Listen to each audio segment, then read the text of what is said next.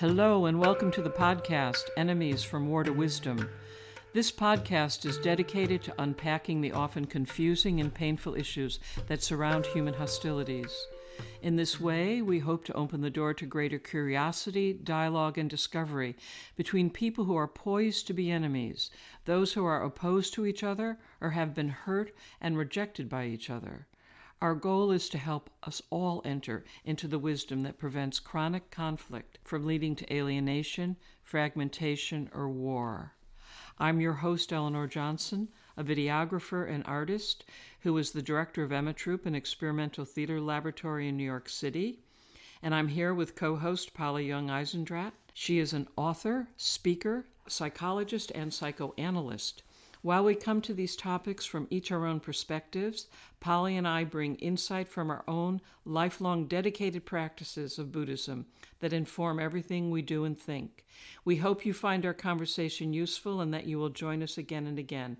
And now the podcast. So in this podcast today, Polly and I are going to be talking about belonging without othering. What allows us to feel comfortable in ourselves and with others? What does it mean to feel like we belong? That's a big one. Can we do this without creating an other and without setting up an enemy, even though we may feel envious or jealous or ashamed or self-conscious about our situation or status? Can we move through our outrage or rage without creating more humiliation and rage? Okay, Polly. So, Eleanor, I wanted to start by saying to our listeners that we've been away from the podcast for a while, but it's not as though we haven't been thinking about it, because what has happened is we had some technical problems, we had to solve those, and now we believe that we've solved them, and so we're back. And we'll be back now with several programs coming up very soon. Today we're beginning with belonging and belonging without othering. So before I actually start into that conversation with you, I would like to mention that I owe John A. Powell a big thank you for his thinking, for his conferences, and also the terms belonging and othering. He leads the UC Berkeley Haas Institute for a Fair and Inclusive Society, and he holds the Chancellor's Chair in Equity and Inclusion. He's a professor of law and a professor of African American Studies and Ethnic Studies at the University of California at Berkeley. So just wanting to acknowledge that I have taken the terms belonging and othering from John Powell and that I very much respect his work. As a way of getting started, because you mentioned, Eleanor, the self-conscious emotions allowed us to revisit our last program where we were talking especially about the self-conscious emotions which come on board at about 18 to 24 months for human beings. And these emotions motivate us to create the sense of a self that is in here with the world and others being out there. And they also contribute to our ability to do what we're calling decenter, that is to think about our own thoughts and feelings and to move back from our immediate experience to check whether we want to say and do what we're about to say and do, or to check on what we've just done and to see if it actually has created the consequences that we intended. The self-conscious emotions set into motion this creation of a human self and its experience in being inside a body, and then our experience with being with others in the way we compare ourselves to others, protect ourselves from others, and want to have prominence and security, safety with a group situation. So we've been covering the human emotions as motivational systems, and we've been emphasizing that the human self is an interactional process. It is not inside of the body, it is not the body itself, nor is it outside of the body in the group situation, whether it's a tribe or an identity group or whatever. The human self is always interactional because you're always creating self and other. You're always selfing and othering when you are interacting with others and experiencing yourself a certain way and others in some other way. So that's kind of review for what we've been covering in earlier programs. And today we're going to talk specifically about whether it is necessary to create that sense of an other or an enemy in order to get the feeling of belonging, that we belong here on earth, that we belong to a family, we belong to a tribe, or we belong to a group. Do we need to create a strong sense of otherness in order to inhabit an identity or to feel comfortable like we belong? So I'm going to ask you first, Eleanor, what you think belonging is. Like, how do you experience a sense of belonging? What's involved? I'm just trying to feel into this. It's not an easy answer here. I think for me, belonging is about my ability to stay open in the face of vulnerability, allowing me to stay grounded in the face of difference, or to be able to, the kind of word that comes to me is, how do I hold like neutral ground in the face of something that is, triggering me, causing me to feel defensive or throwing me off center? How do I learn how to not go immediately into, impulsive action or reactivity? How do I just stand my ground and stay open? That, to me, in a very deep sense, is what it means to belong. That's just what comes to me in this moment as I think about it. Thanks. That really, I think, is very comprehensive of what people do experience when they have the sense of belonging. Often, when you talk to somebody about whether they feel they belong, they will say that they can feel that sense of belonging in certain situations, in certain groups, or in certain environments.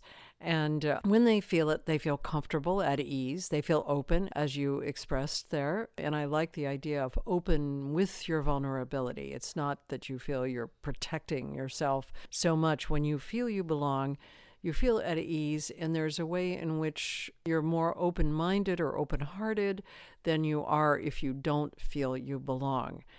The belonging sense also relates to this idea of trust that we talked about in an earlier program, which is like, what is trust anyway? Well, it's somehow the sense that you can stand strongly in a spot and that you're going to be fine, that you're going to go on and it's going to work out. The problem for us in this period of time, especially, but I think always for humans, is that often when we have that comfort, when we have that ease, it's based on being with others that are the same in the way that we feel they're the same as us, and that sameness is drawn as a distinction with others that we take to be not the same as us. This is a kind of fundamental division that is, I think, built into our development as human beings, that we come into that early period of time where the self-conscious emotions develop. We feel embodied in a body that's different from what's around us. Then we begin to identify with a family or a group, and then we're told, and we continue to identify with stories and so on about who our group is, how it came about, and what the conditions were, and how it's different from others, etc., etc. So that sense of being different from somebody else, seems to be a fundamental human dilemma that we, as an organism, as a species, we organize ourselves in such a way as to feel like we're different from others who are in the same species. I want to quote a little bit of a song from my sort of mentor and what I would consider to be, in a way, my a master teacher for me, and that is Leonard Cohen, who is the Canadian singer-songwriter who died in 2016. This song is called Different Sides. Here are some lines from it. We find ourselves on different sides of a line nobody drew. Though it all may be one in the higher eye, down here where we live, it is two. So I'm going to say those lines again because I think it's a major teaching about the issue of belonging and othering. We find ourselves on different sides. We could even say we find ourselves on different sides of a line nobody drew, though it all may be one in the higher eye. Down here where we live, it is two. So he is in these lines referencing this teaching, this idea that we're born into a situation where there are these divides. There is this sense of opposites, like good and bad, right and wrong, life and death. We've talked about some of these already. And then we find ourselves on some side of this kind of environment or encounter or whatever, so that we end up feeling like, how did I get here? So if I am identifying with being a woman and I identify with some kind of skin color, or I identify with a region of the country where I grew up, then I may find myself on the other side of a line that I never drew. And even though I might aspire to unity, as most of our spiritual masters and all of the religions help us aspire to the higher I, and in this case it's the E-Y-E-I, not the letter I, but the higher I, which is one. Even though we aspire to that unity, we find ourselves on different sides. And what do we do with that? And does it come about specifically from this sense that we belong on a particular side? So this is the conversation we're going to have right now. And I wonder if there's anything that you want to bring up at this point, Eleanor, before we move further into the specifics of what it means to feel like you belong to a particular group or identity. To answer your question, Polly, I'm thinking right now about, differences, identity, self-consciousness, and I'm finding myself kind of reflecting back on some of our earlier dialogues and some of our earlier podcasts, and where we talked about needing all sides. And again, to just remember that reality is between us and not simply within us. And as we develop the awareness that real solutions and real discoveries can be found between people, not just within individuals. So that's a really good point to bring that back and bring it into the foreground right now, because in this podcast, we're talking about the possibility of finding a way to feel at ease and confident in your own identity, and also be able to interact with those who have big differences or seem to have big differences with you. And you kind of bring us back to the necessity of doing that, because reality does not lie within us, but between us or in the interaction. And then you bring us back also to the idea, once more, that the self is interactional, that what we call self is an interactional process in which we are creating a sense of others, and we're also evoking emotionally responses from others. And so we need to be very mindful and careful about the way we do this thing of selfing and othering. And in fact, as I said earlier, all of the great religions really do instruct us in one way or another to pay attention to the unity that underlies these differences. The way that the Buddha taught this principle is in many ways unique because it has a very psychological component to it. So in the Great Awakening of Shakyamuni Buddha, what he saw was that the self never arises independently. It's always in a context, and that context involves others. And so the self arises in relation to other. This principle is called dependent arising, and there are a lot of ways to think about it, but one way to think about it is to say, if I perceive myself like this, then I will perceive you like that. If I formulate my identity like this, then I will perceive your identity like that.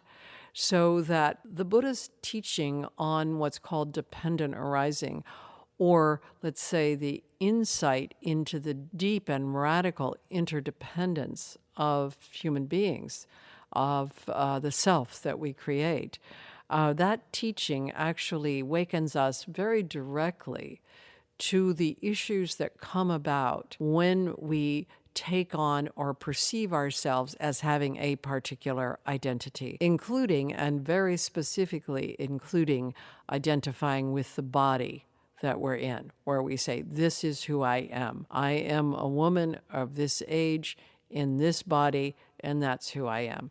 So your sort of response there kind of brings us back to the teaching that self and other arise together, and that this was, and it remains, one of the greatest teachings by any spiritual master.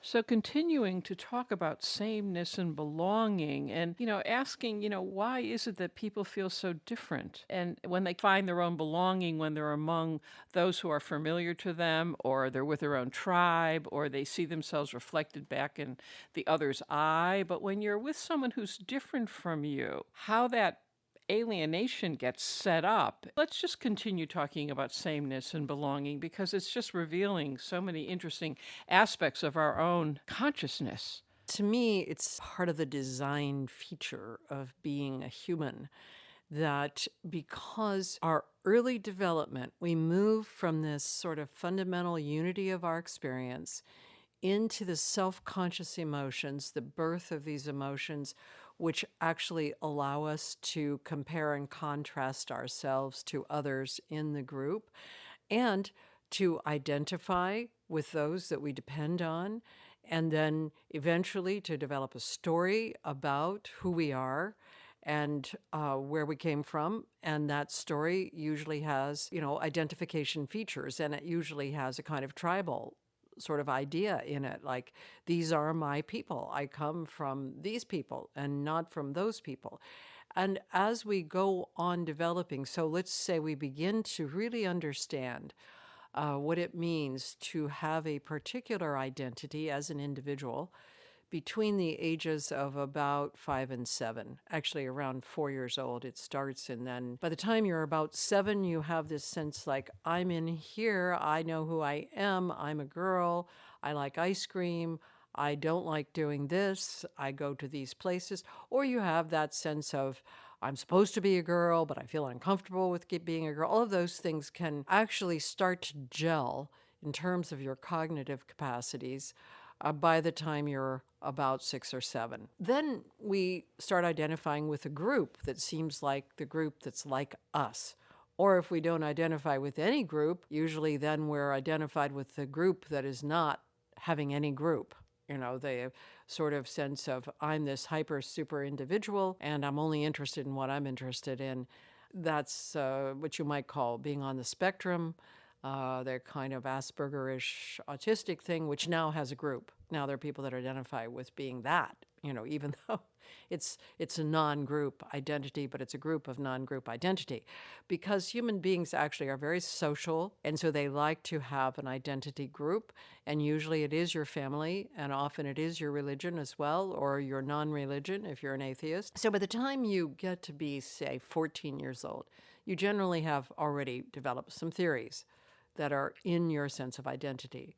These are the kinds of people we are, these are the things we believe in, and here's why, and so on and so forth. Then there's still further solidification of that, which comes at around 21 to 25 years old. At that point, you have responsibility for your identity. And so you have ways of defending it, narrating it, trying to refine it, and so on, because still it's a relatively new operation, let's say, as compared to when you're 50 or when you're 70, when you've already kind of hammered out all of these issues, or at least you believe you've hammered them out. So there's a tendency, particularly in cultures like North American cultures, to believe in this individual identity and to think that identity is very important. So when you have defined yourself by your group, by the way your body is, your skin color, your hair texture, the color of your eyes, you then probably only really feel truly comfortable with people that reflect that easily. And it may be hard even to recognize that how you get to that comfort, because it seems so natural, and because as a society we tend to reinforce at this point, for some reason, we're really reinforcing a sense of identity based on appearance, based on what colors your skin, what also do you look like on so many different levels. Everything from your body size to, how you dress, to what kind of accoutrements you put on your body. And I'm including everything from transgendered to race, what we call race, to what we call body weight. I mean, all these different things right now seem to be extremely important in the way people are narrating themselves. And so there are so many possible groups. And then you add ideals to that, you add political beliefs, you add philosophies and spiritualities. And, there are so many possibilities for the issue of sameness and difference. I want to just kind of focus on this one thing that is possible that leads to a skill. If, as a full-fledged adult, you decide to identify with being human instead of one of these other groups, if you identify with the larger species group and you recognize that it is at risk on this planet because of the natural violence in this species, because of the negativity in the species, but you really identify with wanting the species to go on here, it is possible to transcend the other categories and to begin to act as though you are human. And instead of acting as though you have a particular identity group, that is possible. And we'll be talking about how to bring that possibility more and more forward in your own life. But I want to introduce it here as a different kind of sameness, is to identify with your species, even though it is a troubling species. So that just reawakens for all our listeners our common humanity. I've begun to think about the nuance between a Homo sapien. We're Homo sapiens, but we're not all human beings. I mean, how life affords us the opportunity to become a full human being, or allows us the opportunity to fully participate with common humanity. And having that vision, having that aspiration, having that awakening in our, even if you think of it just as imagination, it does open a lot more channels in the face of all of this other very, very limiting consciousness that we're being bombarded with daily through our media and through what's going on in culture, what's going on all over the world. I had a phone call today with a dear friend in Paris who actually used the phrase humiliation and rage that's happening in the city, and it's just deeply, deeply upsetting and very frightening. And wow, yeah, this is powerful, powerful, powerful stuff. Thank you, Polly, for really bringing this kind of education to us. So thanks, Eleanor, for bringing up what's happening in Paris right now, because at this moment there are these riots going on in Paris, which are based on some kinds of differences, maybe differences about how to respond to what we call climate change or what we call threat on this planet in regard to the climate, whether there should be some sort of tax on carbon fuels, et cetera, et cetera. These kinds of issues, if they revert to humiliation and rage, can never ever have any lasting solutions. They will just be problems that are always infused with the sense of not being able to communicate with the other side. I want to come back to, even at this moment, what you were saying about Homo sapiens and humans, because it's true that our species is Homo sapien, and if we understand how that species is both similar to and different from other animals, we can begin to appreciate the form that we're in and what it allows us to do and what it doesn't allow us to do. And I think as we appreciate that, we might also appreciate that this idea of saving our planet is a little bit like not accurate. What we're trying to do is to save conditions in which human beings, or Homo sapiens, could continue here on the planet. We're not in control of this planet. We're living here. And when we say saving the planet, we mean saving the conditions in which we live on the planet. And so at root, it means recognizing that you are a particular species here. And that species actually might be part of what you're responsible for.